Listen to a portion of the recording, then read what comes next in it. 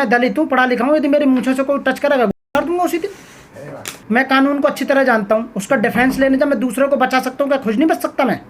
इसलिए पढ़ाई लिखाई जरूरी है। कानून में इतनी खामियां हैं कि उनका बेनिफिट ले सकते हैं हम, समझ रहे हो ना। मूंछों से क्या दिक्कत होती है लोगों को? मूंछों से क्या है कि मूंछे पहले ठाकुर वगैरह रखते थे, जो अपने आप को हाई कास्ट समझते हैं, वो समझते हैं कि, तो मूंछों से समझते हैं कि ये मेरी बराबरी का मतलब जो हमसे ऊंचा हो रहा है, मूंछों का मतलब ये है, समझ रहे हो ना। तो वो नहीं चाहते कि कोई लोग रौब से मूंछों को ताव लगाए या मूंछ रखें, तो उन्हें अच्छा नहीं लगता। वो हमारे बराबरी में आता है, उनका कहने का मतलब। कहा जाता है ग्रंथों में, वेदों में लिखा हुआ कि कर्म से बड़ा होता है आदमी। कर्म से बड़ा होता है, लेकिन जो इस काम को कर रहे हैं, मार रहे हैं, वो तो समझते नहीं है ना इस बात को, कर्म से बड़ा होता है। आप समझ रहे हैं ना जो बात कहना चाह रहे हैं, वो नहीं समझते। अध्यात्मवाद की बात कर रहे हो आप, धार्मिकवाद की बात कर रहे हो आप। कहाँ कहा गया कि कर्म से बड़ा होता है? गीता में तो कहा है। फिर वो हिंदू ही तो हैं जो मार रहे हैं, मुसलमान थोड़ी मार रहे हैं। आपने देखा है मुसलमानों पर कम अत्याचार होता है, उनकी बहन बेटियों के साथ में कम रेप होते हैं, उनकी मूंछें दाढ़ी खूब रखते हैं, उन्हें नहीं मारते क्योंकि वो मार देते हैं। तो मैं आपसे हाथ जोड़कर विनती करता हूँ अपने दलित भाइयों से कि आप जब तक मारना नहीं सीखोगे तो मरते रहोगे। डेफिनेटली बता रहा हूँ। आप आओ, मैं बचाऊंगा, मैं लगाऊंगा आपकी बेल, मैं आपका केस लड़ूंगा। अभी तक कितने बचा लिए आपने दलित? काफ़ी लोग बचाए, बहुत लोग बचाए मैंने। और लोगों को मैंने एडवाइज करा, बहुत लोगों को 100 से ज़्यादा एडवोकेट बना चुका हूँ मैं। समझ रहे हो कितने लोगों की बेल करा चुका हूँ फ्री में। साहब आप हिंसा की बात करते हैं? मैं हिंसा की बात नहीं करता, कानून में है उसका प्रोविज़न। यदि वो आपको मानेंगे, गवर्नमेंट कुछ कर नहीं रही, तुम्हारे खून में क्या पानी बन गया है? कानून तो हमारे यहाँ बहुत बहुत लंबा चलता है, इतना तो 20 साल हो जाएंगी। बताइए ना आप, इतना वेट कौन करेगा? आप लोग तो संविधान को, कानून को मानने वाले। हाँ बिल्कुल मानने वाले, लेकिन आपको कानून हाथ में लीजिए ना, आप कानून पढ़े लिखे हैं तो लो हाथ में। समझ रहे हो? मैं कह रहा हूँ मुझे कोई यहाँ मारने आ जा तो कानून, कचहरी, कोर्ट, पुलिस तो बाद की बात है, पहले तो तुम खुद ही बचोगे जब ही ना कुछ करोगे। समझ रहे हो ना। तो इसलिए आपको मारना पड़ेगा डेफिनेटली। महाभारत में क्या हुआ? अर्जुन ने वध किया था ना दुश्मनों का, तो अपने दुश्मनों का वध तो करना ही पड़ेगा। अच्छा, महाभारत को मानते हैं आप? मैं अरे कमाल कर दिया। महाभारत में जो था, महाभारत को मतलब मानने का मैं एक एग्जांपल दे रहा हूँ। मानता जैसे हूँ मैं जो मानता हूँ। मैं तो भगवान बुद्ध को मानता हूँ। भगवान बुद्ध ने ये कहा था कि शांति का संदेश दिया। समझ रहे हो ना। पर शांति से बात नहीं बननी तो फिर क्या करें बताइए आप। तुम्हारे सामने तुम जा रहे हो, तुम्हारी बीवी का रेप कर दिया जा, तुम्हारी बेटी का रेप कर दिया जा, तुम्हारी बहन का रेप कर दिया जाए, तो खून में पानी है क्या? बताइए ना। रेप करने दोगे क्या आप? बताइए ना। आपके बेटे को आपके सामने मार रहे हैं, क्या आप चुप रहोगे क्या तुम? तो इसलिए साथियों मैं हाथ जोड़कर विनती करता हूँ कि आप सीख लो। जिस दिन मारना सीख जाओगे उस दिन तुम पर अत्याचार होने बंद हो जाएंगे। नहीं तो आप हिंसा सिखा रहे हैं। हिंसा नहीं सिखा रहा मैं सेल्फ डिफेंस की बात कर रहा हूँ। पहले मत मारो। यदि कोई तुम पे हमला करता है, तुम्हारे साथ ऐसा करता है, तब की बात कर रहा हूँ मैं। हिंसा का मतलब है कि अपनी तरफ से ही स्टार्टिंग करनी। यदि कोई तुम्हारे ऊपर करता है तो सेल्फ डिफेंस में, मैं फिर कह रहा हूँ, सेल्फ डिफेंस में आप मार सकते हैं। ये कोर्ट कचहरी है, पुलिस है, अदालत है, वहाँ न्याय मिलता है ना। क्या खेत में कोर्ट कचहरी जाएगी, पुलिस जाएगी खेत में? तुम्हारी बेटी का रेप हो रहा है, वहाँ तो तुम ही हो ना, तुम्हारे सामने हो रहा है। तो बताइए।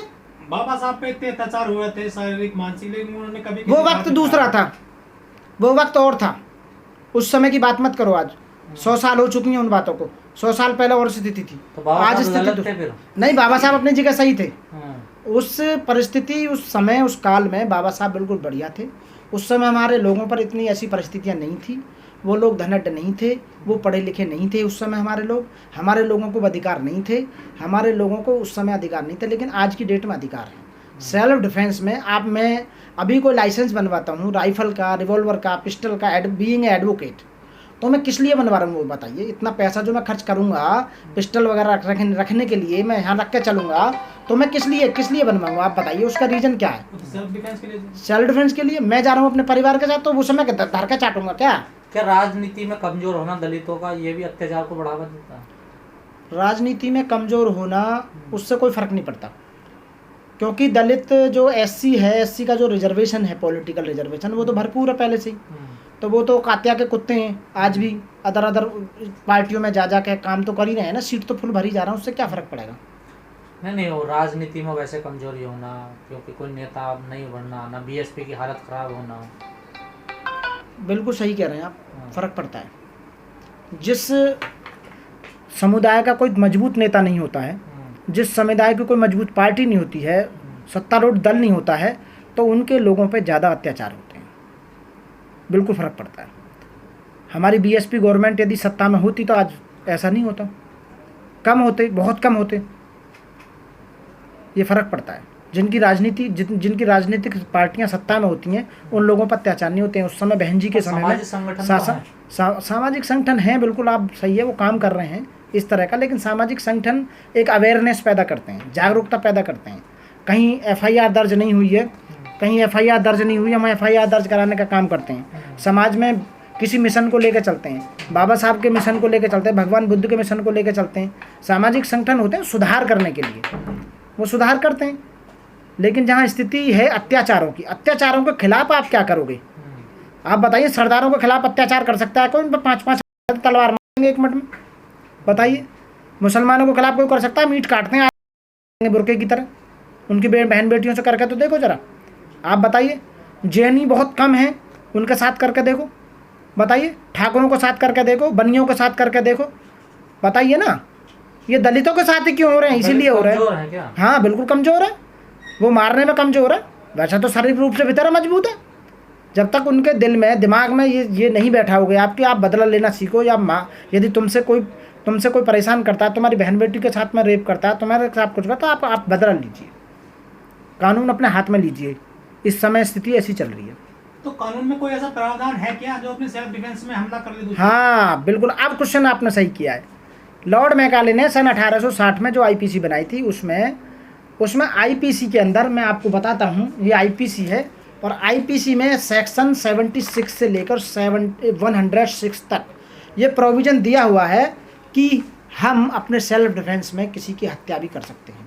लेकिन दलितों के न्याय के लिए SC/ST एक्ट भी है 1989 वाला। हाँ। इसके अलावा जो अनुसूचित जाति आयोग भी है, दलित बहुत सारे सांसद भी हैं, विधायक भी हैं, वो भी तो हेल्प कर सकते हैं आपकी। SC/ST आयोग को कोई सज़ा देने की पावर नहीं है, वो केवल ये हेल्प कराते हैं कि आपको SC/ST एक्ट में मुकदमा दर्ज होगा, समझ रहे हो ना। वो क्या करते हैं, हमने कंप्लेंट दी, वहाँ के कमिश्नर और DM को बुला लेते हैं, भाई इनके साथ में ये हुआ, उन्हें कुछ अपना वेलफेयर के लिए कुछ फंड दे देते हैं, बाकी FIR दर्ज कराते हैं। अब क्या हो रहा है कि वह तो SC/ST एक्ट में अंदर जाना चाहिए आदमी, बाहर से बाहर एंटिसिपेटरी बेल नहीं है, लेकिन सत्ता में और लोग बैठे हुए हैं, बाहर से बाहर ही जो है, मतलब एविडेंस नहीं मिल पाता है, जिसकी वजह से उन्हें बेल हो जाती है बाहर से बाहर ही। तो उसका मिसयूज हो रहा है। मिसयूज मतलब जो पावर का वो ख़त्म करते जा रहे हैं धीरे धीरे, ये समस्या ये है। और जो सांसद है 131, यदि आप अच्छा एक बात बताइए, कोई दबंग आदमी है, धींगड़ा आदमी है, ताकतवर आदमी है, क्या वो रिपोर्ट करता है, कानून का सहारा लेता है? भाई उसमें तो ताकत इतनी होती है, उससे तो वैसे टच नहीं करता, करेगा तो मारेगा। तो मैं ये कहूँगा, जब तक आप खुद लायक नहीं हो जाओगे, मरने लायक हो मरते रहो, जिस दिन मारने लायक होगे उस दिन तुमसे सब पंगे लेने छोड़ देंगे। जो आदमी शिक्षित हो जाता है वो किसी के अत्याचार सह ही नहीं सकता। फॉर एग्जाम्पल, यदि कोई आदमी पढ़ लिख कर एडवोकेट बन जाए, डॉक्टर बन जाए, टीचर बन जाए, इंजीनियर बन जाए, IAS, IPS, IRS, जज, वह कुछ भी बन जाएगा, वो आदमी, उसे ज्ञान हो जाएगा, कानून की नॉलेज होगी, और वो अत्याचार सह ही नहीं सकता। शिक्षा इंसान को चहुमुखी की विकास करती है शिक्षा।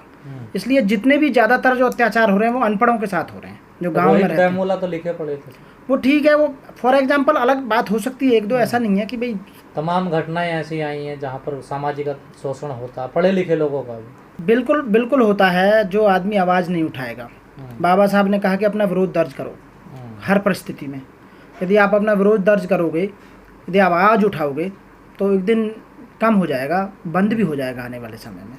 वकील साहब, लेकिन मैं लास्ट में एक बात कहूँगा, कीचड़ को साफ करने के लिए कीचड़ में उतरना ही होगा, और आपको भी सनना पड़ेगा उसमें।